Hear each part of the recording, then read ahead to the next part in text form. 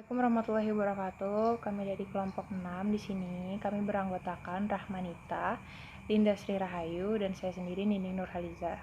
Di sini kami membahas tentang penyusunan langkah-langkah pembelajaran. Di sini saya ingin menjelaskan tentang konsep dasar langkah pembelajaran. Langkah-langkah pembelajaran disusun untuk membantu siswa dalam menguasai kompetensi dasar. Langkah-langkah pembelajaran merupakan hal yang menentukan keberhasilan siswa dalam menguasai kompetensi dasar. Dengan kegiatan pembelajaran yang tepat, siswa dengan mudah akan menguasai kompetensi dasar. Dalam merumuskan langkah-langkah pembelajaran, kita juga harus tahu bagaimana indikator keberhasilan belajar. Apakah dalam langkah-langkah pembelajaran semua indikator dapat tercakup? Jika semua indikator yang telah dirumuskan sudah tercakup, maka semua tujuan langkah pembelajaran yang telah disusun akan tercapai dengan mudah dan siswa akan menguasai kompetensi dasar dengan baik. Berikut merupakan langkah-langkah perumusan perencanaan pembelajaran. Yang pertama, merumuskan tujuan pembelajaran. Dalam merancang pembelajaran, tujuan utama guru yaitu merumuskan tujuan khusus beserta materinya. Sebab tujuan umum yaitu kompetensi dasar dan dasar kompetensi sudah dirumuskan oleh para pengembang kurikulum. Jadi tugas guru adalah menerjemahkan tujuan umum yaitu kompetensi dasar dan standar kompetensi menjadi tujuan khusus yaitu indikator pembelajaran. Ada 3 aspek dalam tujuan pembelajaran yaitu domain kognitif, afektif, dan psikomotorik. Yang kedua, memilih pengalaman belajar. Belajar tidak hanya menulis dan menghafal, tetapi kita lihat juga dari proses belajarnya. Sehingga siswa didorong untuk melakukan suatu kegiatan, mencari dan menemukan sendiri fakta dan juga materi. Ada kalanya proses pembelajaran juga dilakukan secara simulasi. Yang ketiga, yaitu menentukan kegiatan belajar. Menentukan kegiatan belajar mengajar dapat dilakukan atau dirancang dengan 2 pendekatan, yaitu pendekatan kelompok dan pendekatan individual. Pendekatan kelompok dapat dilakukan dengan pendekatan klasikal, yaitu siswa membuat kelompok besar dan kelompok kecil. Sedangkan pendekatan individual yaitu proses belajar yang siswa lakukan sendiri atau secara mandiri melalui bahan ajar sehingga siswa belajar dengan menggunakan kecepatan dan kemampuan masing-masing. Yang keempat yaitu menentukan orang yang terlibat dalam proses pembelajaran. Orang-orang yang terlibat dalam proses pembelajaran yaitu orang-orang yang berperan sebagai sumber belajar, yaitu seperti guru, infrastruktur, dan juga tenaga profesional. Peran guru dalam kegiatan belajar yaitu pengelola pembelajaran. Agar guru dapat melaksanakan fungsi dan tugasnya secara maksimal, guru harus dapat berkomunikasi dengan berbagai media. Dan juga guru juga harus dapat mengatur lingkungan kegiatan belajar agar siswa nyaman dalam melakukan proses pembelajaran. Yang kelima, memilih bahan dan alat. Dalam memilih bahan dan alat, kita harus mempertimbangkan hal-hal berikut. Yang pertama, keberagaman kemampuan intelektual siswa. Yang kedua, jumlah dan beragamnya tujuan yang akan dicapai oleh siswa. Yang ketiga, tipe-tipe media yang akan digunakan. Yang keempat, berbagai alternatif yang biasa digunakan. Yang kelima, bahan dan alat yang sering dimanfaatkan. Yang keenam, yaitu fasilitas fisik yang sudah tersedia di sekolah. Yang keenam, yaitu ketersediaan fasilitas fisik. Fasilitas fisik dapat menentukan keberhasilan dalam proses pembelajaran.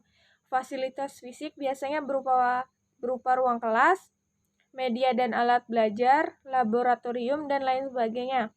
Siswa dan guru akan bekerja sama dalam menggunakan fasilitas-fasilitas tersebut agar dalam kegiatan pembelajaran dapat berlangsung secara lancar, tidak ada hambatan karena kurangnya fasilitas fisik yang terdapat di sekolah.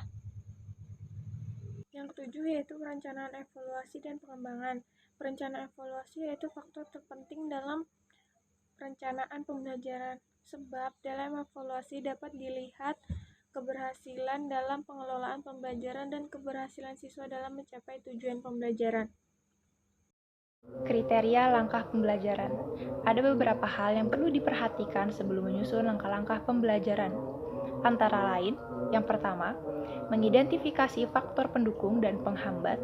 Yang kedua, ada ketersediaan sumber belajar. Yang ketiga, merumuskan tujuan pembelajaran yang akan dicapai. Yang keempat, ada memilih dan menetapkan isi dan muatan bahan ajar. Yang kelima, ada merencanakan dan memperkirakan kebutuhan waktu yang sesuai. Semua itu ada di dalam RPP. Ada 4 unsur terpenting dalam proses perencanaan pengajaran. Keempatnya dapat diwujudkan dengan jawaban terhadap berbagai pertanyaan ini. Yang pertama, untuk siapa program ini dirancang? Yaitu siswa, mahasiswa, atau peserta. Yang kedua, kemampuan apa yang Anda inginkan untuk dipelajari? Itu tujuan. Yang ketiga, bagaimana isi pelajaran atau keterampilan dapat dipelajari dengan baik? Dengan metode dan kegiatan belajar mengajar. Yang keempat ada bagaimana Anda menentukan tingkat penguasaan pelajaran yang sudah dicapai. Itu dengan cara tata evaluasi. Tahapan dan ruang lingkup pembelajaran. Dalam pengelolaan program pembelajaran, ada beberapa langkah atau tahapan yang harus dijalani oleh seorang guru. Tahapan tersebut sama dengan tahapan pengelolaan pembelajaran mata pelajaran antara lain, yaitu yang pertama ada tahap persiapan atau perencanaan, yang kedua ada tahap pelaksanaan, dan yang ketiga ada penilaian atau evaluasi. 1. Tahapan persiapan atau perencanaan. Persiapan atau perencanaan adalah tahapan awal yang harus dilalui oleh guru dalam pembelajaran. Pada tahap ini, guru mempersiapkan segala sesuatu agar pembelajaran yang akan dilaksanakan dapat berjalan secara efisien dan efektif. Proses pembelajaran dikatakan efektif apabila penyampaian bahan pembelajaran sesuai dengan waktu yang tersedia. Sedangkan yang dimaksud dengan pembelajaran yang efisien adalah semua bahan pelajaran dapat dipahami oleh siswa agar proses pembelajaran yang dilakukan efektif dan efisien dan anak-anak didik aktif mengikuti pembelajaran. Guru perlu memperhatikan hal-hal sebagai berikut. A. Tujuan pembelajaran yang diberikan. B. Ruang lingkup dan urutan bahan yang dimiliki. C. Sarana dan fasilitas yang dimiliki. D. Jumlah siswa yang akan mengikuti pelajaran. E. Waktu jam pelajaran yang tersedia. F. Sumber bahan pelajaran yang biasa digunakan. 2. Tahapan pelaksanaan. Pada tahapan pelaksanaan, aktivitas belajar mengajar berpedoman pada persiapan pengajaran yang dibuat. Pemberian bahan pelajaran disesuaikan dengan urutan yang telah diprogramkan secara sistematis dalam tahap persiapan. Langkah-langkah pelaksanaan pembelajaran meliputi yaitu kegiatan awal, kegiatan inti, dan kegiatan akhir. Kegiatan awal merupakan kegiatan awal tatap muka antara guru dan siswa. Dalam kegiatan ini, guru memberi petunjuk, pengarahan, dan apresiasi, atau dapat juga dengan menyampaikan tujuan yang akan dicapai dan memberikan beberapa pertanyaan. Dalam penyampaian bahan pelajaran, guru menggunakan metode dan fasilitas yang sesuai dengan bahan pelajaran yang diberikan kepada siswa. Penggunaan fasilitas untuk mengurangi verbalisme dan membantu siswa memahami pelajaran yang diberikan agar siswa mendapat penjelasan yang tepat dan benar, sehingga tujuan pembelajaran dapat dicapai secara efektif dan efisien. Kesalahan penggunaan metode dan fasilitas menyebabkan tujuan pembelajaran sukar dicapai. 3. Tahapan penilaian atau evaluasi. Pada bagian ini, proses belajar mengajar dievaluasi untuk mengetahui sejauh mana penguasaan bahan pelajaran oleh siswa dan untuk mengetahui efektivitas dan efisiensi pembelajaran yang telah dilaksanakan. Menurut Nana Subjana, inti penilaian adalah proses memberikan atau menentukan nilai kepada objek tertentu berdasarkan suatu kreativitas tertentu. Sedangkan fungsi dari evaluasi itu sendiri adalah sebagai berikut. A. Penilaian berfungsi selektif, B. penilaian berfungsi diagnostik, dan C. penilaian berfungsi sebagai penempatan, dan D. penilaian berfungsi sebagai pengukur keberhasilan. Untuk mengetahui apakah siswa telah menguasai bahan yang diajarkan, perlu diadakan tes sebagai akhir dari proses mengajar. Bentuk dan jenis tes macam-macam, namun tetap berpedoman pada tujuan pembelajaran yang telah ditetapkan. Bentuk-bentuk evaluasi terhadap siswa dapat berupa: A. Evaluasi bahwa siswa telah menyelesaikan seperangkat program yang diberikan. B. Ujian tertulis. Dan C. Ujian lisan. D. Ujian memilih alternatif dari berbagai kemungkinan. Dan yang terakhir E.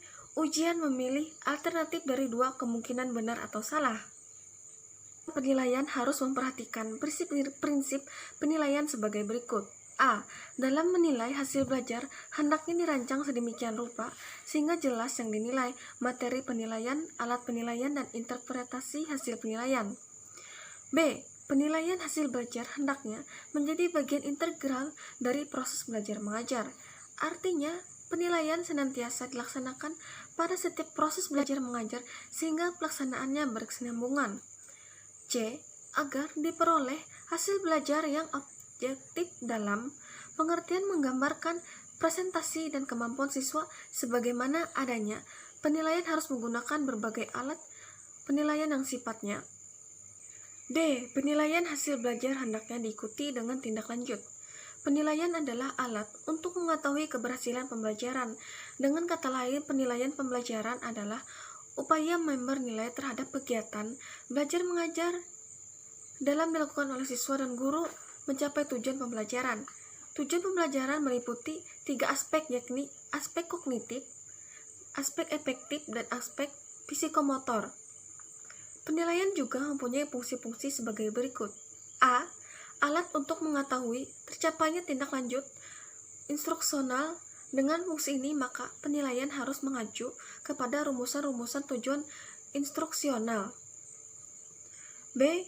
Umpan balik bagi perbaikan proses belajar mengajar. Perbaikan mungkin dilakukan dalam hal tujuan instruksional, kegiatan belajar siswa mengajar guru, dan lain-lain. C. Dasar dalam menyusun laporan kemajuan belajar siswa kepada orang tuanya. Dalam laporan tersebut dikemukakan kemampuan dan kecakapan belajar siswa dalam bentuk berbagai bidang institusi dalam bentuk nilai presentasi yang dicapai. Sedangkan tujuan penilaian adalah A.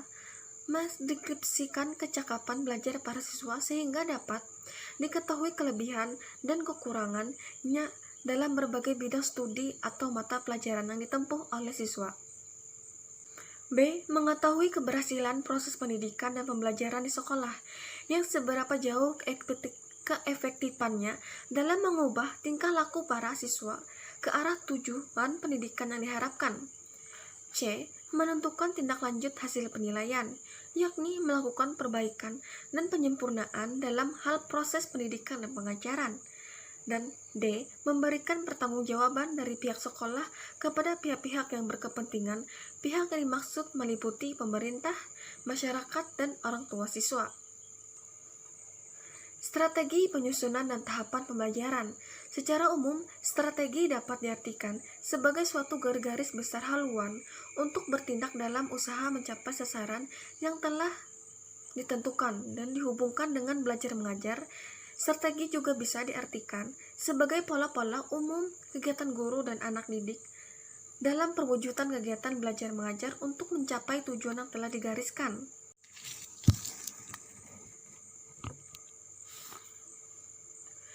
Susunan langkah-langkah standar dalam proses pembelajaran adalah sebagai berikut. Yang pertama, langkah-langkah pembelajaran pendahuluan atau awal. A. Orientasi adalah memusatkan perhatian siswa terhadap materi yang akan dibelajarkan. Dapat dilakukan dengan menunjukkan benda yang menarik seperti memberikan ilustrasi, membaca berita di surat kabar, dan sebagainya. B. Apresiasi. Persepsi.